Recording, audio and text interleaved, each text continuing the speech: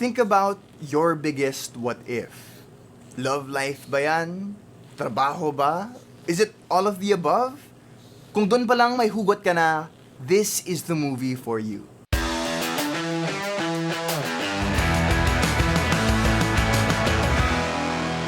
Let's get ready to rumble!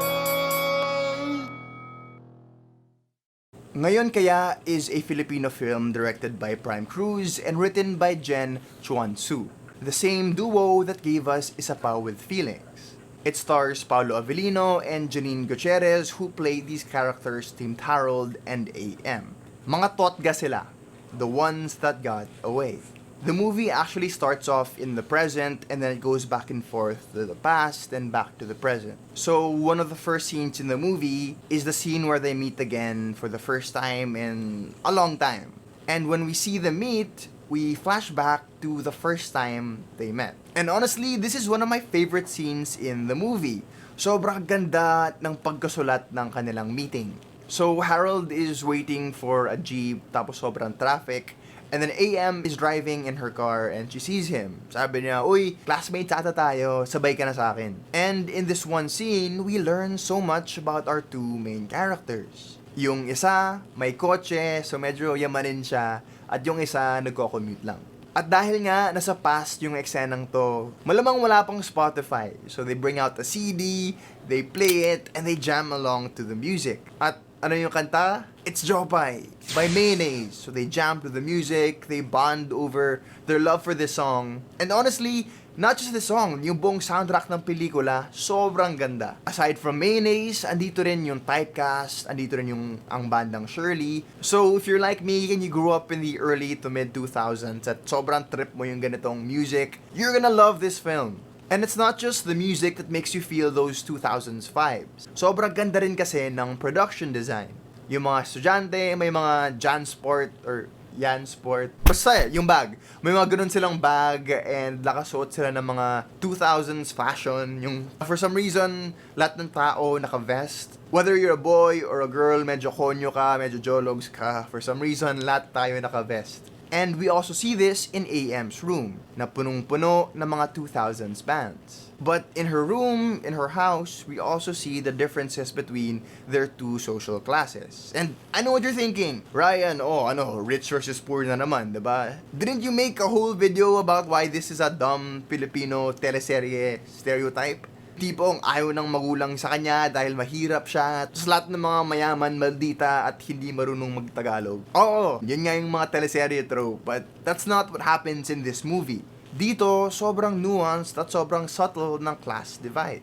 And we see this divide through their shared passion, which is music.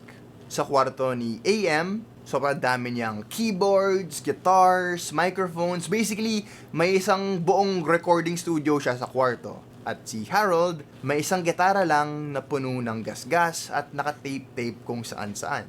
At mas mabigat rin ang mga problema nila. Kung sa teleserye, yung main problem, usually dahil akala lang ng magulang na gold digger yung isa.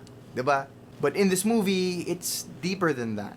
AM wants to pursue music, her passion, but her parents want her to become a doctor. At si Harold naman, dahil mas konti yung opportunities niya kumpara kay AM, gusto niyang lumipat ng Canada para sa mas magandang kinabukasan. That's real shit.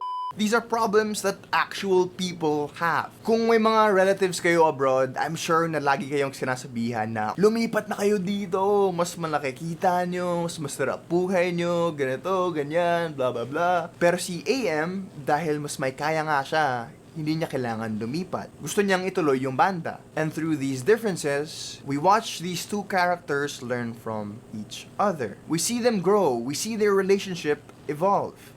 At sobrang ganda ng chemistry nila, if I'm being honest. Parang may something nga dun eh. But according to Paulo Avelino, my boyfriend si Janine, so we can kiss the Paunin, Jaulo. We're going with Jaulo. We can kiss our Jaulo dreams goodbye. This is also Paulo Avelino's third time to play a musician after I'm Drunk I Love You and Ang Larawan, and I actually got to ask him what draws him to these types of roles. At nag-joke siya. Sabi niya, hindi raw niya alam kasi hindi raw siya magaling na musikero. Which I disagree with, by the way. Paulo Avelino has a really great singing voice. Giliw Pero yung seryoso niyang sagot, sabi niya yung relatability. Sobrang relatable daw kasi yung mga characters na driven by music. And I think this is the movie's greatest strength. It's relatability. I think this is the best what-if movie I've ever seen in local cinema. It makes you think about your biggest what-ifs. Oo, given na yung mga what-if sa love life, pero mga what-if din sa trabaho. What if I took a different job? What if tinaloy ko yung music? What if tinaloy ko yung dreams ko maging basketball player? Ano kaya itsura ng buhay ko ngayon? So you see these characters reflect on the choices they've made, and you can't help but think about the choices you've made. At habang nagmamuni-muni ka, nagpa-play yung napakalupit na soundtrack. So feel mo talaga yung iniisip mo. Paulo Avelino, by the way, sings a very heart-wrenching, Shire-bound and busking song. Sobrang sakit sa feels, which was produced by BP Valenzuela. So present ang local music scene sa pelikulang ito.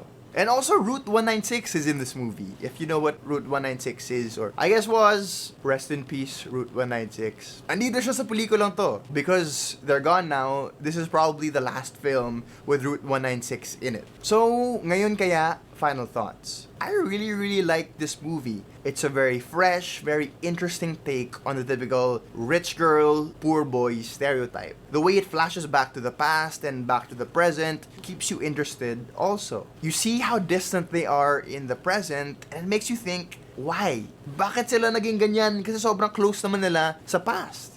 And it keeps you so engaged to the point that I didn't even know this movie was almost 2 hours long. The pacing was really good and I just wanted to keep watching. My only critique is with the parallel universe stuff. Sa trailer kasi, malaking part yung parallel universe. So akala ko para siyang everything, everywhere, all at once. Pero hindi. Wala masyadong multiverse stuff, walang scene kung saan bato lang silang dalawa. But I think that's okay.